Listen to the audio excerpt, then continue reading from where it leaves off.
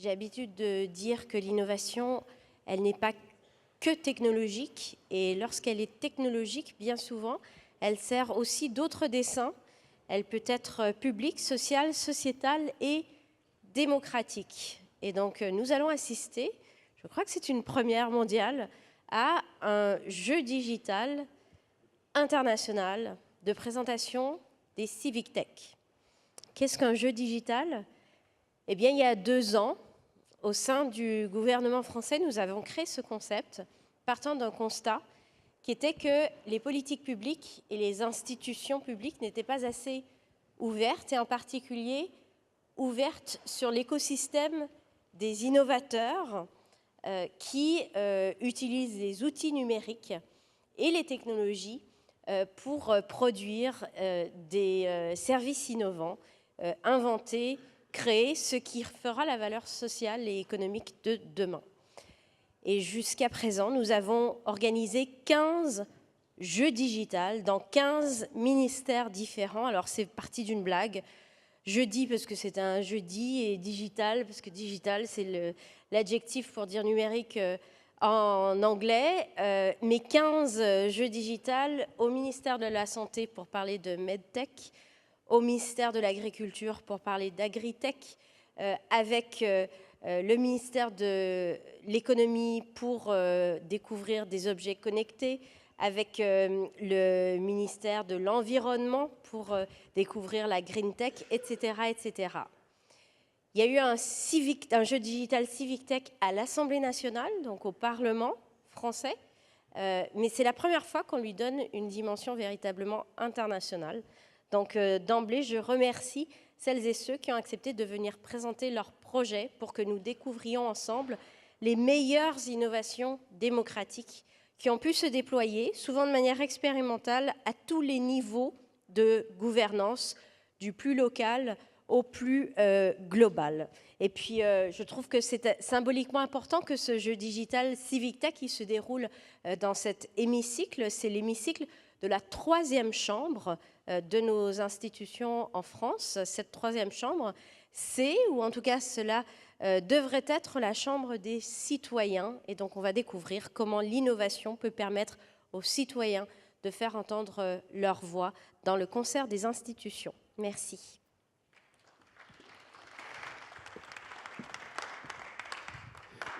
Thank you. So you will hate my French accent. I'm very sorry for that. I'm here to present you the different people that will show their initiatives. But before, I'm Axel Daucher. I'm funding a civic tech called make.org, which has to do with one concept, which is politics are no more able to change a society. So citizens and the other part of the world has to take it on their own. And we are building between 6 and 7 million contribution amounts from citizens, and we are transforming it into real action into the society. I am very excited today because you will see 6 players, which are not only civic tech, which are much more than that. They are the pioneers of the civic tech. For most of them, it's more than 10 years ago. Sometimes it's even more than 16 years ago. They were the first who dedicated their life into changing the way the people can act into their democracy, either to improve it, but sometimes just to settle it down. And so we are very lucky to have such a panel today. When the role they have today on top of their company is to give a direction, to show that things are possible, but really they're contributing in 2 main kinds, and that's very interesting to see. Either they are building infrastructure, tools for citizens, tools for representatives, tools for companies, tools for government that will help any other civic tech players to really speed up and reach a massive impact. Or they are building actions, but not action at a little way, action the big way. And as you will see, they are really drastically changing their own countries. So in this list of pioneers, let me introduce the first one, which, to be clear, started to work on civic tech the late 90s. So definitely the name was not yet invented at this moment. It's Jeff Mulgan from a company named Decent.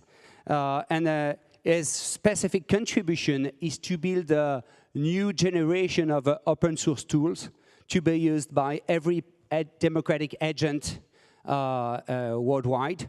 They are a UK company, but really they operate on a worldwide basis, and it's really, really impressive to have Jeff on board today.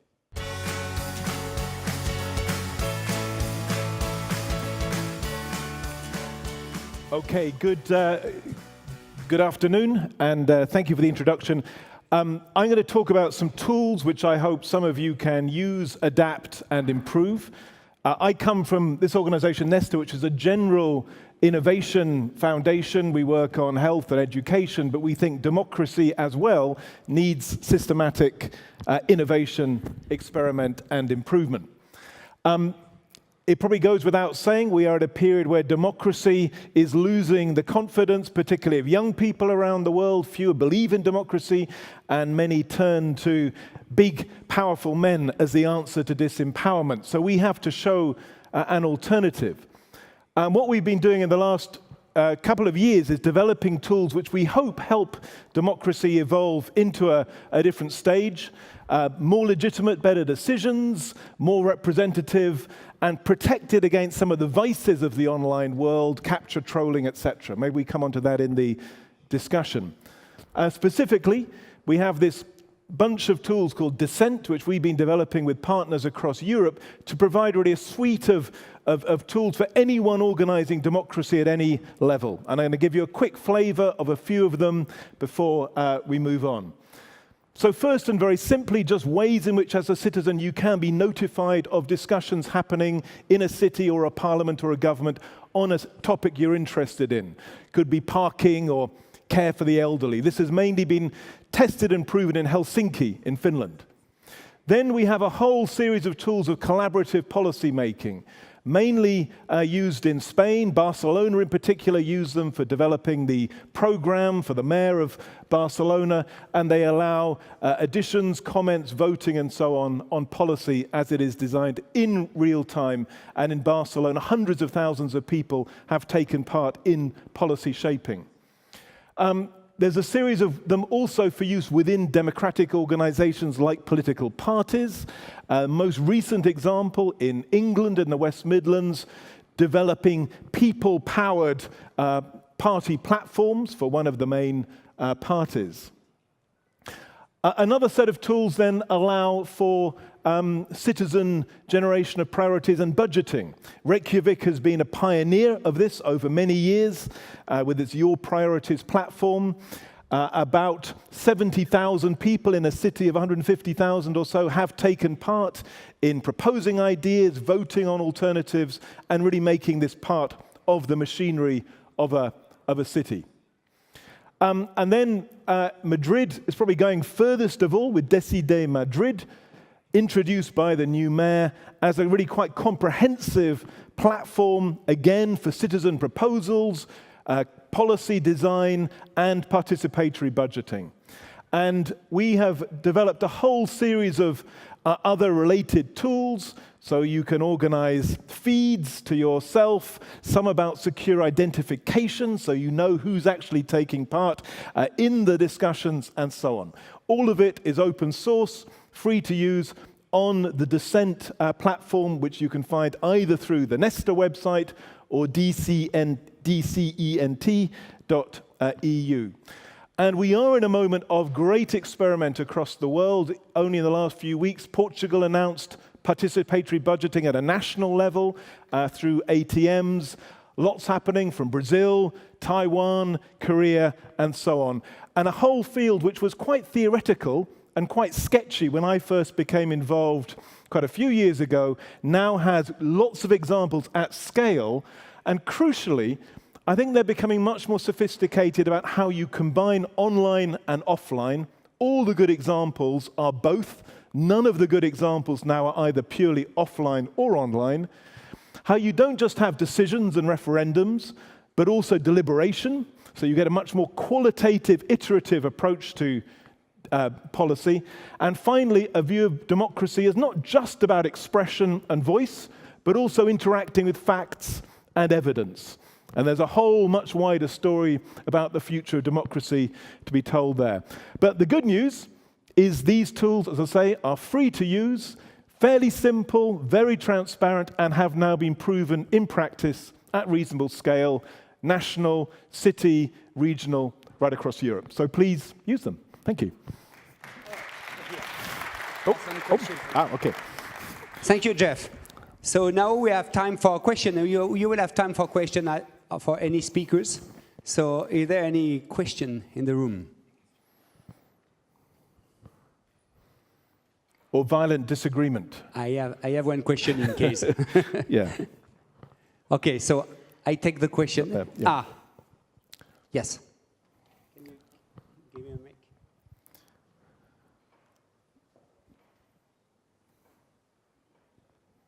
Hello, my name is Ricardo from Panama.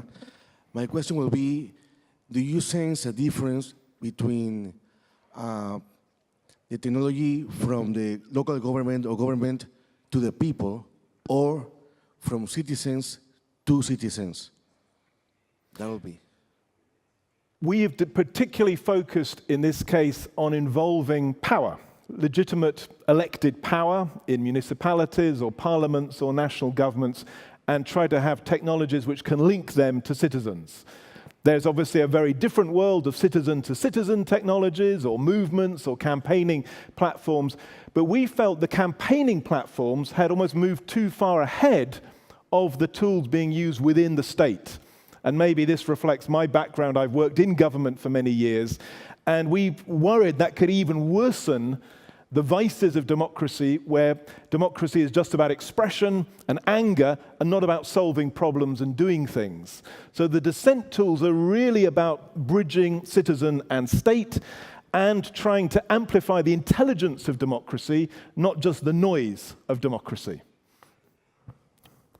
Another question? So I have one question. Yeah.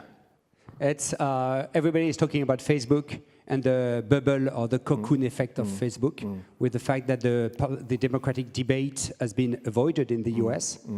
Is your tool helping us regenerating controversial debate, and how? Yeah, and this is where I think some of the examples, like in Reykjavik in Iceland, are really good. So the method which they've developed on any issue has, as it were, one side of the page shows arguments for something, another arguments against. You have to really interact with opposing views to take part, and you don't really have the option of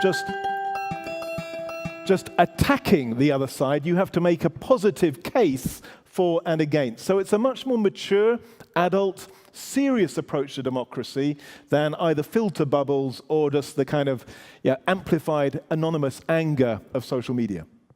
Thank you, Jeff. Okay. Thank you. You can applause, Jeff.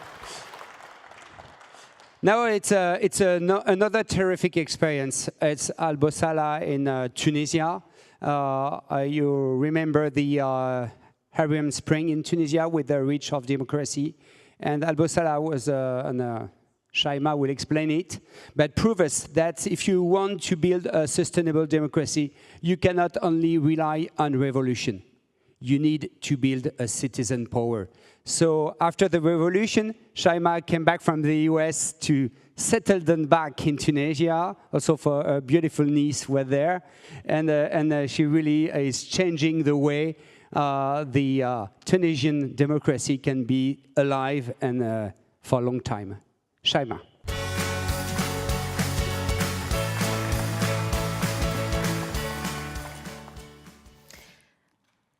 Today I'm going to talk about how numbers need to define direction. The name of Al-Bawsala actually means the compass in Arabic. And this is often what we try to keep in mind as we do our work. I'm also going to try to present Al-Bawsala through a business framework, so bear with me. Who are our customers? We like to think that our customers are, first of all, the citizens, so 11 million Tunisians in the country and outside, and also the state, but only if the state actually considers the citizen as their own client. The problem in Tunisia is that the flow of information from the state to citizens is very problematic. Usually there's a lot of prejudice about citizens not being interested in budgets and policies and voting within the parliament. Also, that the state is not willing, or what we famously call the political will, to actually publish information. This created distrust between both sides, and this has to be established.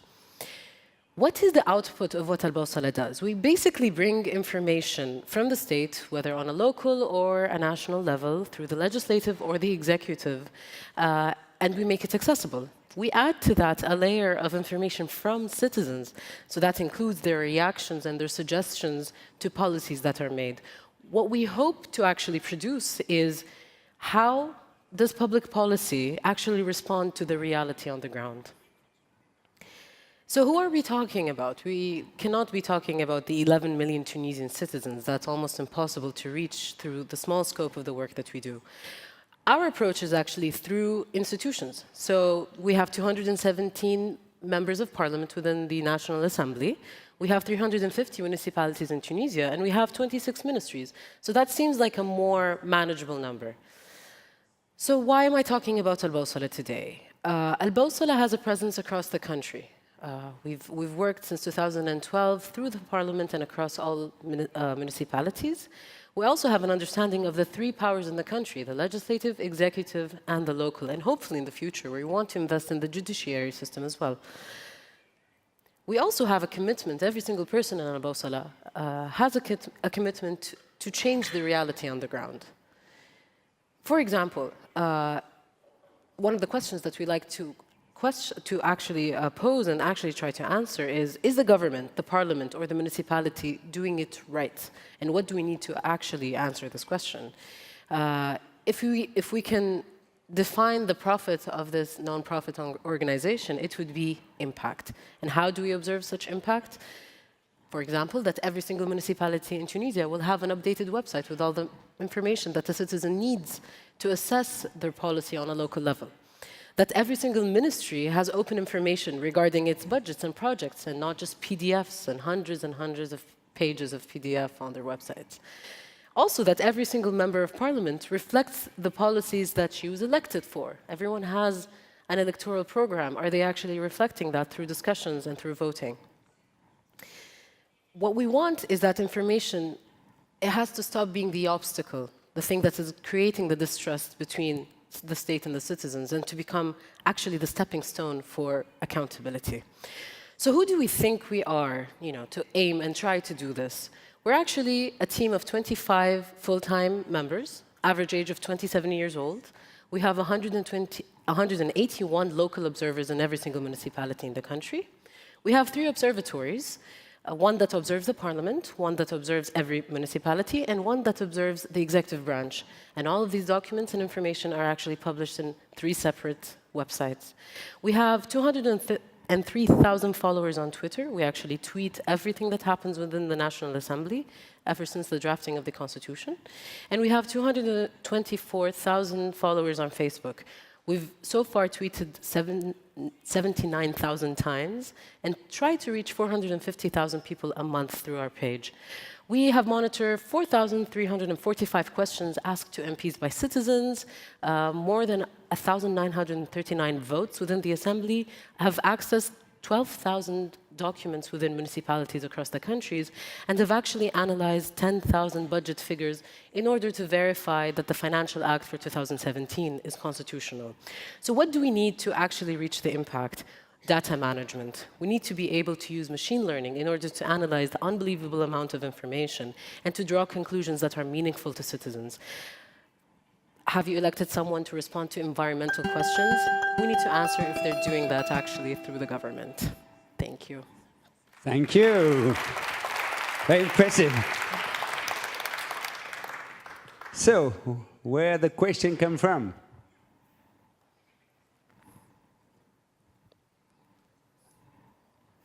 Okay. Axel.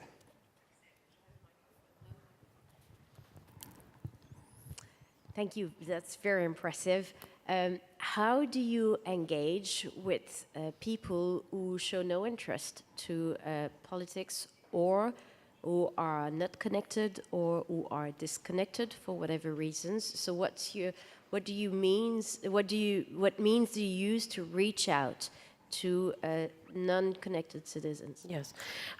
We actually invest a lot in our partnerships with media, so with radio and with TV. We've actually partnered with a national radio, and we have spots that are broadcasted on a daily basis at least 6 times that have small information that actually draw the attention of people. So what's a municipal budget, what's a state budget, and try to explain that. We've also invested a lot in training local observers who create a snowball effect. So if you have at least one person in a municipality who is aware of the importance of the budget, they can spread the word. You know, 80% of municipalities in Tunisia are actually have 5,000 to 7,000 inhabitants, which is really not a big number. So if you have at least 1 or 2 or 3 people and they can spread out in les quartiers, they can actually spread the word.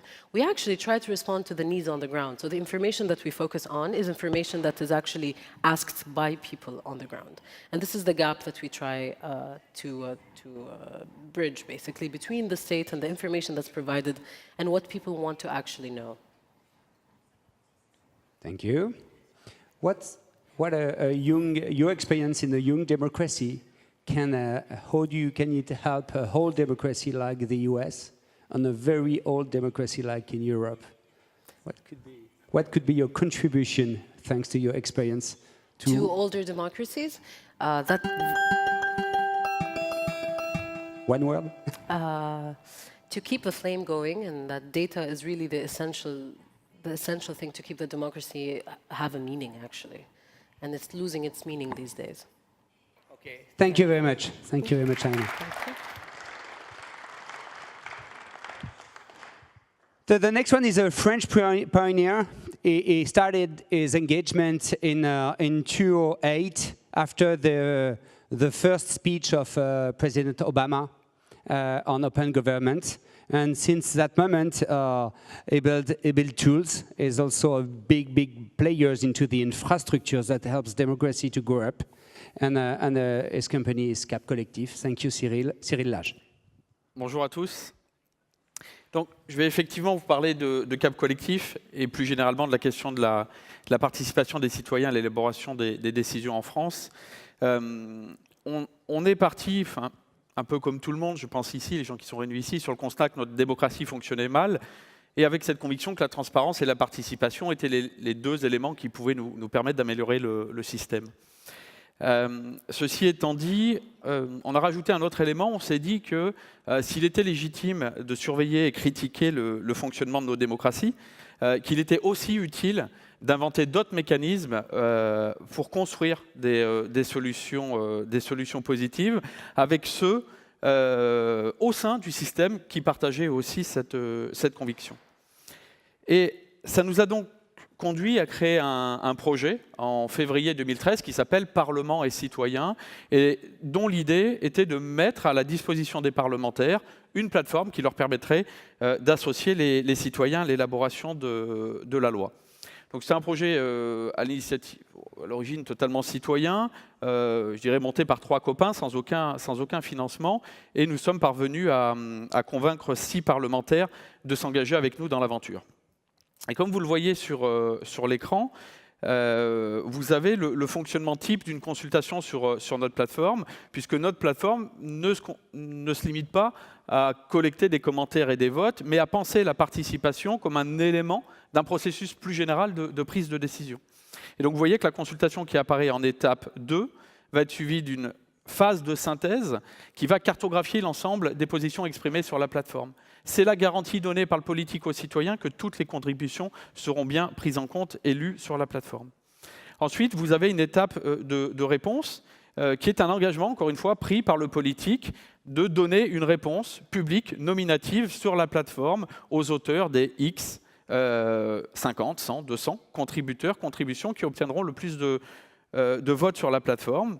Et on recommande souvent d'organiser ensuite une journée délibérative où ici on va amener le présentiel après la phase numérique pour pouvoir approfondir la réflexion sur un certain nombre de points saillants, clivants de la consultation en ligne. Et viendra donc après le temps de la décision qui opérera donc d'un arbitrage entre la pluralité des opinions qui se sont exprimées. Alors, rapidement, sur la phase de participation, vous le voyez sur l'écran, Sur notre plateforme, les propositions sont décomposées en un ensemble d'éléments. Dans le cadre d'un projet de loi, d'une proposition de loi, on ne demande pas aux gens de se prononcer d'une façon générale sur l'ensemble du texte, mais on va le décomposer élément par élément, chacun pouvant voter sur les textes, d'accord, mitigé, pas d'accord, et ensuite formuler des arguments pour ou contre. Et dernier élément, la possibilité d'ajouter de nouvelles propositions ou de formuler des amendements. Alors, ce projet a connu rapidement un très grand succès, notamment du fait que parmi les parlementaires qui ont participé à l'expérimentation, il y en a un, le sénateur Joël Labbé, dont la proposition a été donc votée, débattue, votée par le Parlement. Et aussi d'autres éléments intéressants, c'est le fait que sur notre plateforme, par exemple, on a démontré qu'il était possible de faire de la co-construction de façon constructive et apaisée, puisqu'on a un taux de modération aujourd'hui sur l'ensemble de nos plateformes de 0,06%, ce qui est extrêmement faible. Et puis, par contre, le revers de la médaille, c'est qu'on s'est quand même aperçu qu'il ne fallait pas, à cette époque, attendre en France une assistance de l'Assemblée nationale et du Sénat pour porter un projet tel que celui-là. Et il a été nécessaire d'envisager de prendre des chemins de traverse. Et nous avons saisi les demandes qui nous étaient faites par d'autres organisations, collectivités locales, associations et même entreprises qui voulaient expérimenter ce genre d'approche. Donc on a créé une start-up, donc Cap Collectif, en juillet 2014, dans l'objectif de pérenniser la plateforme Parlement et Citoyens, qui n'a pas de modèle économique, et d'essaimer les bénéfices qu'on a générés avec ce projet dans d'autres contextes. Alors, depuis, le bilan, c'est qu'on a permis à plus de 250 000 personnes de participer à de très nombreux projets portés par des collectivités locales, portés par des ministères et portés par des organisations de la société civile, comme l'Ordre des avocats de Paris, l'Association des paralysés de France, la Fédération des industries nautiques, plus récemment la CFDT qui siège ici. Un exemple emblématique de la consultation portée par Axel Lemaire sur République numérique qui a encore permis d'amplifier la démonstration de la capacité des citoyens à contribuer à améliorer la qualité de la loi, puisqu'à l'issue de cette consultation, 5 articles ont été ajoutés dans la loi et 80 modifications ont été faites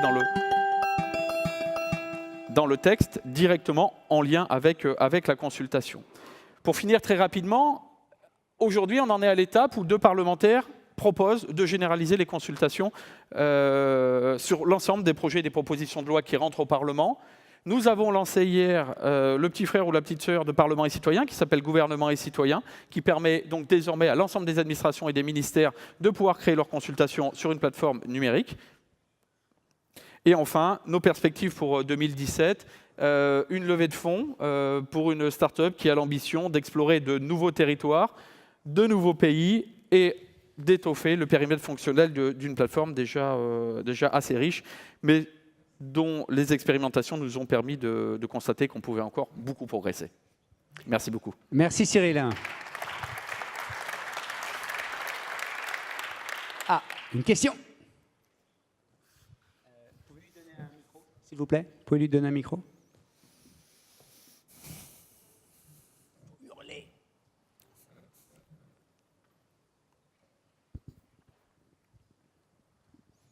Merci. Bonjour. Je voulais savoir comment on s'assure, une fois que l'arbitrage, que le débat a eu lieu, comment on s'assure que l'arbitrage respecte la volonté des citoyens? Est-ce qu'on s'en assure d'ailleurs? Il y a 2 éléments. Il y a le premier qui est la phase de réponse dont je parlais tout à l'heure, puisque sur la plateforme, les citoyens vont pouvoir formuler des contre-propositions, comme dans République numérique où les citoyens ont proposé des nouveaux articles dans la loi. Et le gouvernement s'était engagé à répondre à ces 100 propositions. L'enjeu et la démarche telle qu'on la conçoit, nous, on ne fait pas du sondage, on ne fait pas du référendum, on est dans une dynamique de construction collective. Et ce que fait apparaître notre démarche, c'est que les gens entre eux ne sont pas d'accord et qu'il y a une diversité d'opinions. Et le rôle du politique, des représentants élus au suffrage universel, c'est de procéder aux arbitrages.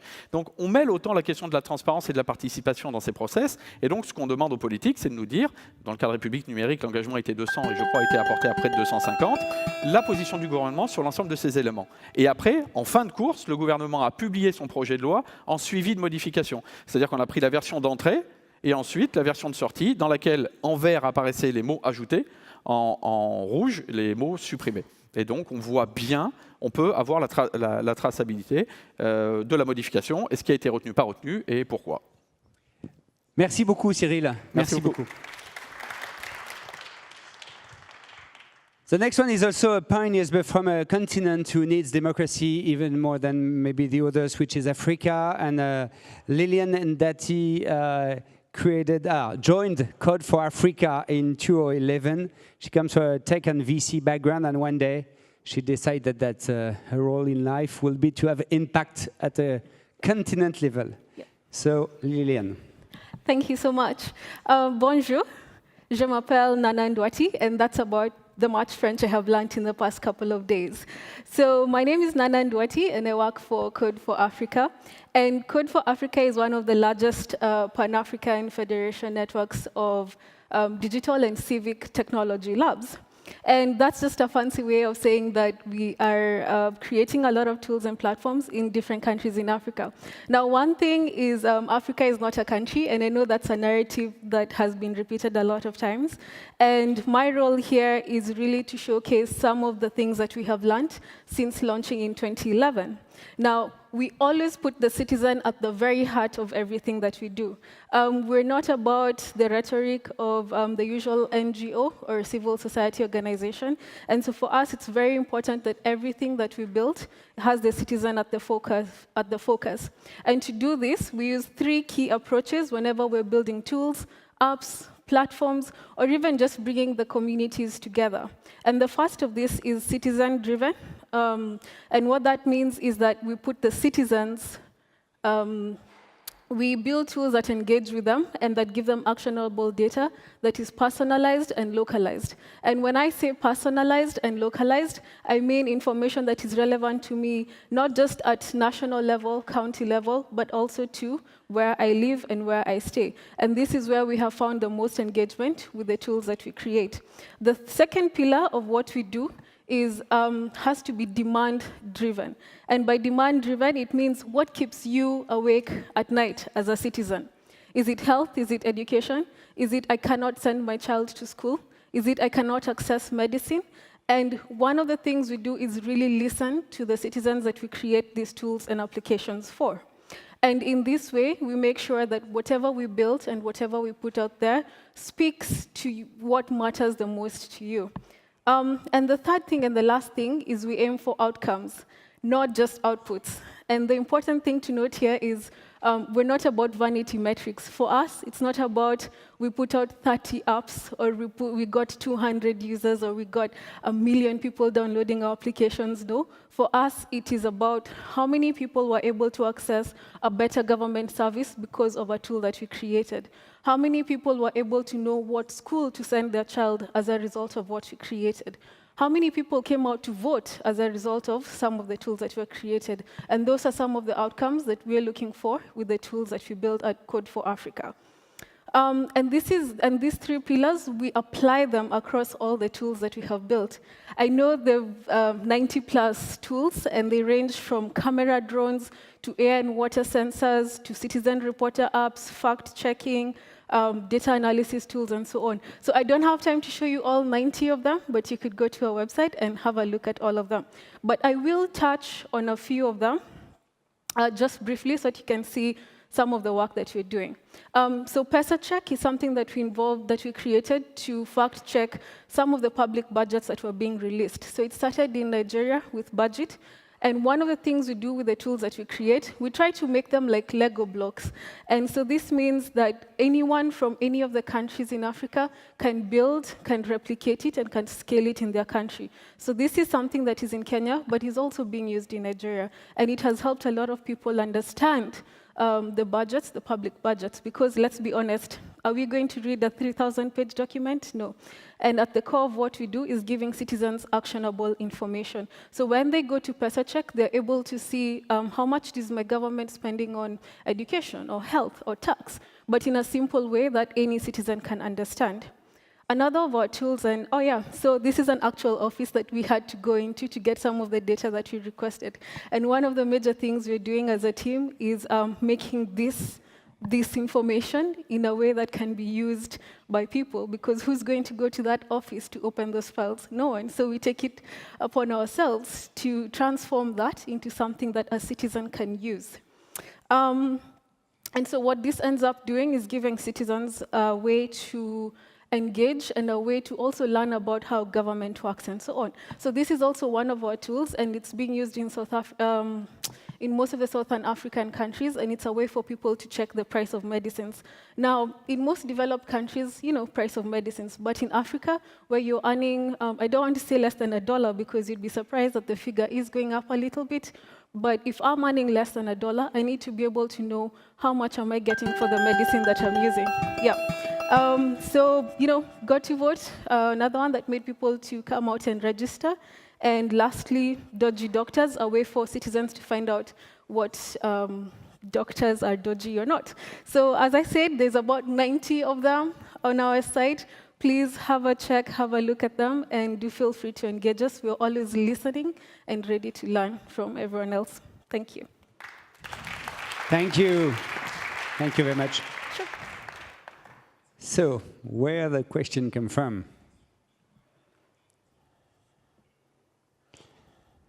Any questions? Sure. One question, please.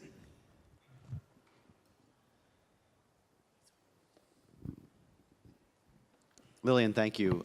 John Farmer from the United States. I'm curious, how do you engage with the other Code for America or Code for All, other Code for organizations to help leverage their experiences in Africa? That's an excellent question. So again, as I said, learning is at the core of what we do. And we have something called Innovation Fellowships, where we invite people from different organizations, including the other Code 4s. And so they come in and share their experience with what they've done. And they also come in to us and take out our experience. And then we have a really good knowledge transfer that happens. Yeah, and also not just the Code 4s in America, but also the other Code 4s in Africa. Yeah. Thank you. Yeah. Here? Where? I don't see it. Yes. Thank you very much. This is quite very good practical tool for people. Yeah. But sometimes when this tool, you know, there is supply end and demand end. In making these tools to be effective, the role of government in cases where it concerns the issue of public finance and there is high corruption. Mm-hmm. What has been your experience in terms of how government interface with the user of these platforms? So, you know, if I get your question right, is what has been our experience with government using some of these tools? So in our experience, and we're very lucky, I'll speak about the case of Kenya. We've been very lucky that we've had a government that has supported the Open Data Portal since 2011. And so I'll give you an example of of dodgy doctors. So what happened with, so I'll be real quick. So what happened with dodgy doctors was that we took a database of all the doctors that were out there, and we put it online in partnership with one of the biggest media houses in Kenya. And that meant that anyone could go in and see, is my doctor a quack or not? And what started happening was that many doctors started calling us and saying, we're going to sue you, you're spoiling my name. And we'd say, no, this is data that we got from the government. And so from that pushback, we went to the government and said, hey, you need to clean up your records. And so the government saw us as a partner in what they're trying to do and not as someone who's just challenging them. So that's one example of how we work together. Thank you very much. Thank you. Thank you. So our last pioneer is coming from UK. With a global footprint. It's My Society. My Society is a company which has been set up in 2003, so much before a lot of us. And again, they are really strong about building tools, but building tools for citizens. So may we introduce now Rebecca Runble. Thank you, Rebecca.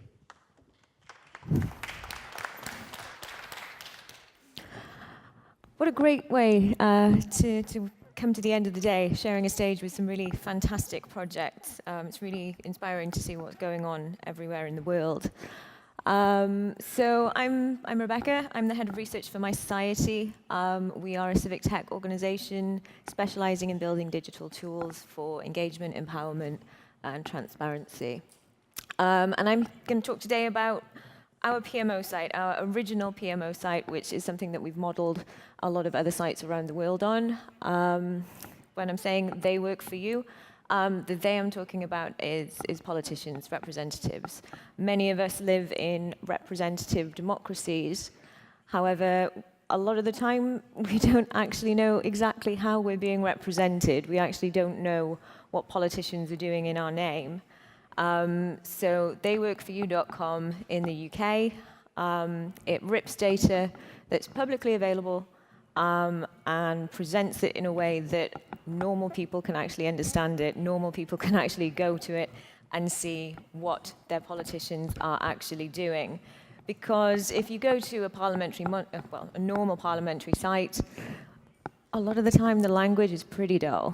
I don't know about in many other countries, but certainly in the UK, parliamentary language is extremely dry, it's extremely inaccessible, and it's actually quite intimidating to people that don't have a politics degree or, kind of politics nerds like me.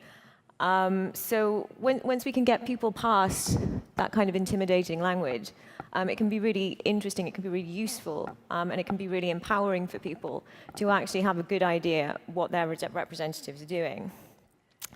So They Work For You takes data and information from parliamentary sources and it makes it accessible. It adds features. It adds the kind of features that, again, a kind of normal citizen that wants some information about a particular issue would want. It's very, very searchable.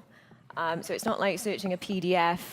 It's a very, very searchable site. It's very shareable as well. If a politician has said something that is very kind of inflammatory or interesting, you can rip it straight off and whack it straight on Twitter, and it's out there.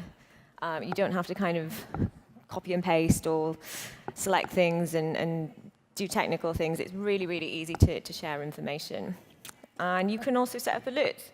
So you don't even have to visit the website all the time. You can just tell it that you're really interested in this place or this person or this politician, and it will fall into your inbox like magic whenever it happens.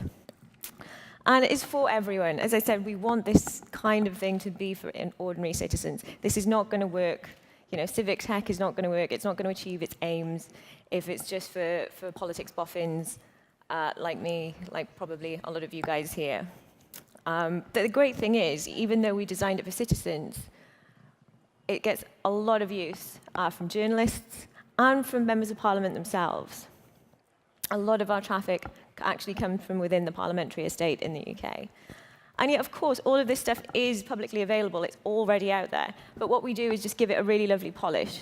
We take the information, we put it in a nice, attractive website, which is easy to use. We polish it up, and we provide some context for data that really is not very easy to access if you don't know parliamentary proceedings very well. And it's free. We have the worst business model in the world. We build open source software. So anyone, anywhere in the world, if they wanted to replicate this kind of site, could just download the API from us and design their own site. And the really great thing, is that people really like it. The reason I work for my society is because I get to actually figure out if any of our sites are having an impact.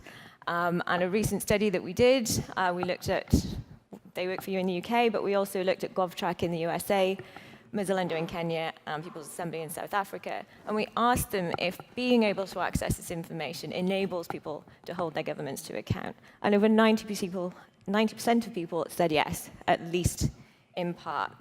So I think that's really just my point. These kind of sites work. Even the people they are designed to scrutinize think they work. And I think that's really encouraging. So thank you very much.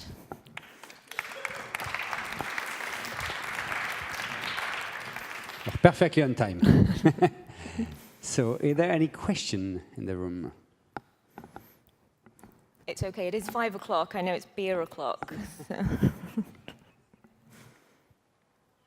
So did you see in the UK recently, like for the Brexit vote, a kind of additional involvement or no change in your figures? So yeah, we have enormous spikes whenever there's something politically interesting happening.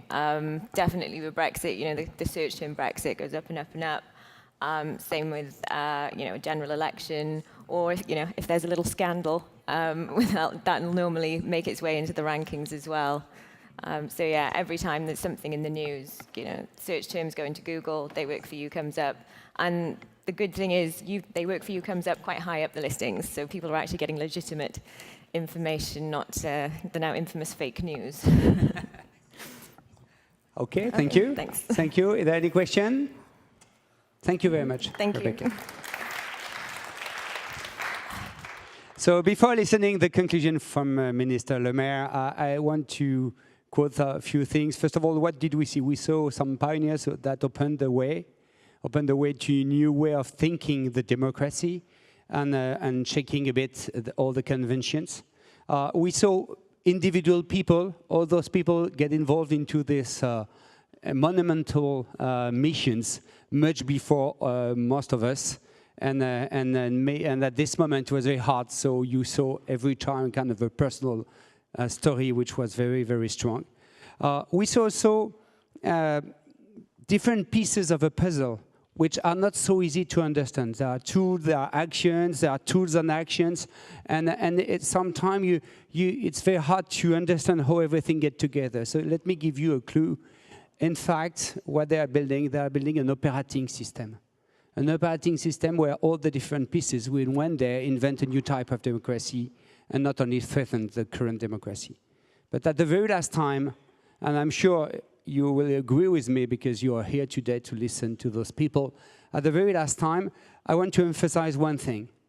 Civic tech, those initiatives are not cherry on the cake. They are not improving the system.